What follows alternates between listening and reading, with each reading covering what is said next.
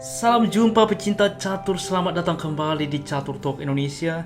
Dan pada kesempatan ini kita akan menyaksikan permainan yang tidak kalah menarik teman-teman, yaitu antara Super Grandmaster Samsa Clan menghadapi Super Grandmaster Sergei Karjakin. Dan kebetulan ada juga melalui kolom komentar sebelumnya yang membahas, "Bang, tolong tunjukkan permainan Sergei Karjakin." Dan saya mencoba menunjukkan ini teman-teman. Dan saksikan sampai akhir, karena di akhir video kita juga akan memberikan puzzle yang cukup menarik. Untuk itu, stay tune di Catur Talk Indonesia.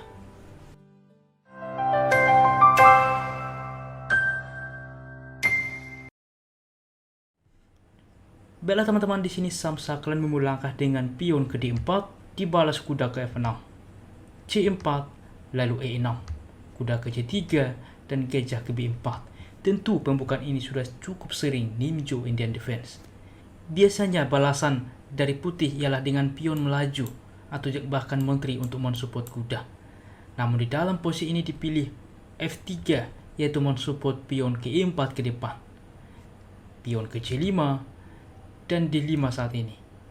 Dilanjutkan B5, lagi-lagi menantang. Apabila diterima pion ini, maka jelas kuda juga memukul pion. Untuk itulah E4 dilanjutkan oleh putih, lalu D6 teman-teman. Gajah ke D2, yaitu dengan harapan ke depan melepaskan pinan, kuda dapat aktif. A6 saat ini, memperkuat pion ke depan. Pion ke A4, jelas menantang pion 2 kali. Dan untuk itulah memaksa hitam untuk menukarkan pion.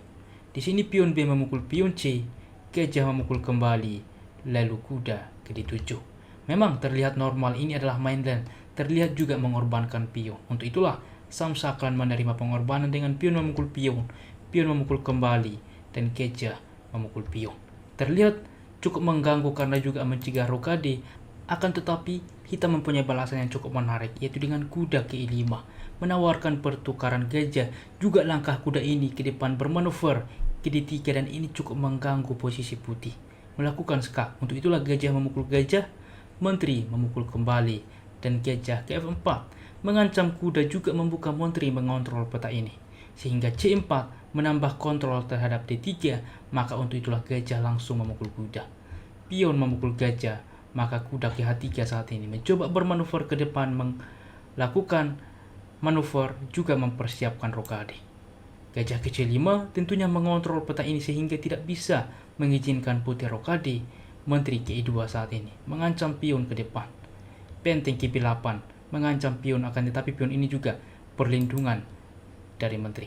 Di sini kuda ke F2 dilanjutkan, mempersiapkan rokade. Apabila teman-teman di dalam posisi ini, menteri langsung bersama memukul pion ini, jelas di sini benteng bukan memukul pion, akan tetapi ada langkah yang lebih powerful, yaitu dengan gajah ke F2 skak, membuka menteri, mengancam menteri. Jelas di dalam posisi ini hitam akan sangat unggul.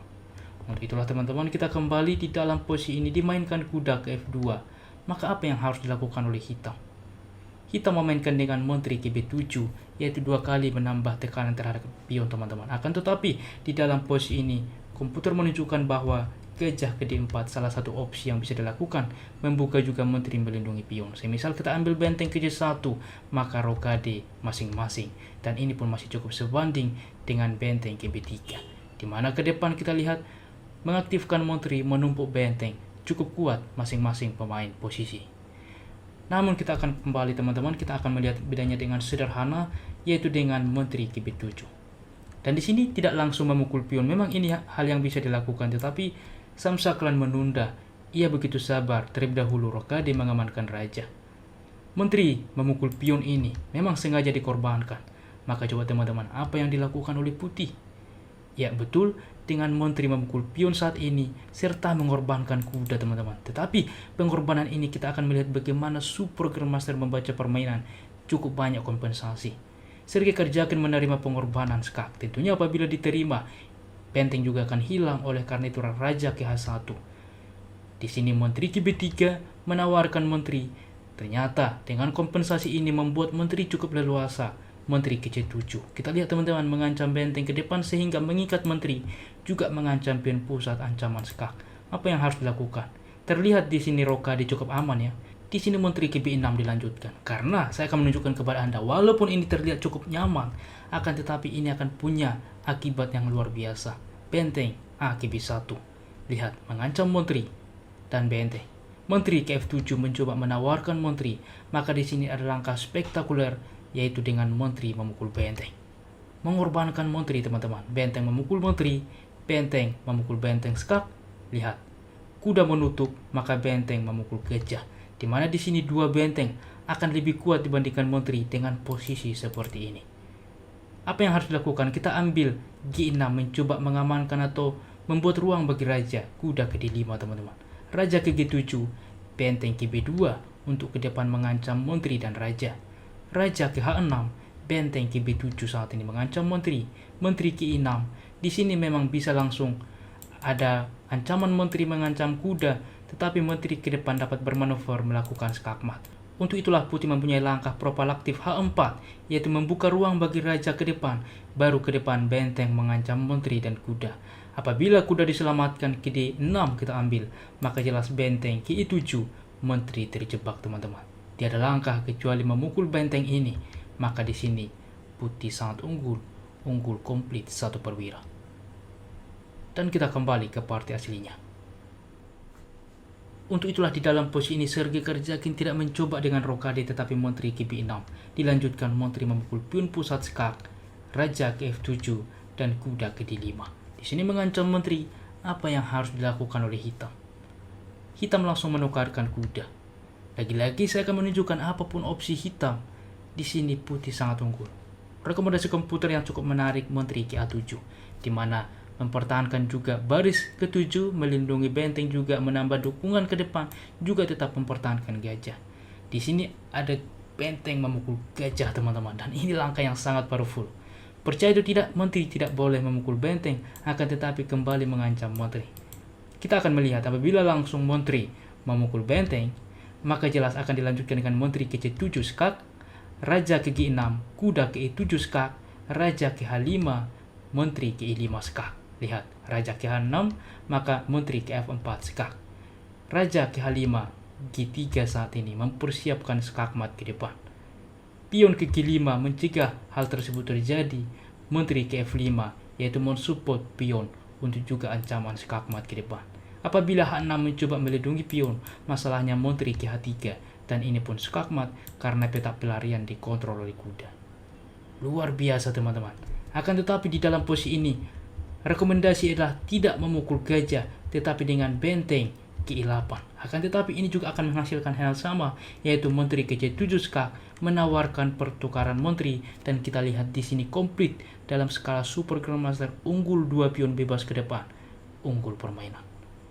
Luar biasa teman-teman, bagaimana kalkulasi masing-masing Super Grandmaster ini. Kita kembali ke partai aslinya.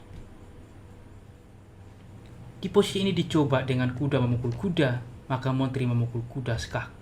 Raja ke E7, menteri ke E5 skak, raja ke F7, dan setelah benteng ke C1 mencoba mengancam skak ke depan, dan di sini juga hitam menyerah. Karena apa? Kita ambil benteng ke E8 kembali mengancam menteri, maka di sini benteng ke C7 sesuai rencana skak. Langkah terbaik harus diterima. Apabila raja berpindah tentunya akan langsung skakmat. Berpindah ke G6, benteng memukul pion skak, raja ke H6, menteri ke G5 skakmat. Dan opsi yang kedua, mungkin ada yang berpikir, bagaimana bang jika di dalam posisi ini benteng ke B7? Maka sama saja di sini menteri ke D5 skak terlebih dahulu. Raja ke E7, maka benteng ke C6 mengancam menteri dan juga membuka peta ini untuk melakukan skak. Menteri ke D8, di sini benteng ke E6 skak, raja ke F7, benteng ke D6 open skak. Lihat, menteri akan hilang.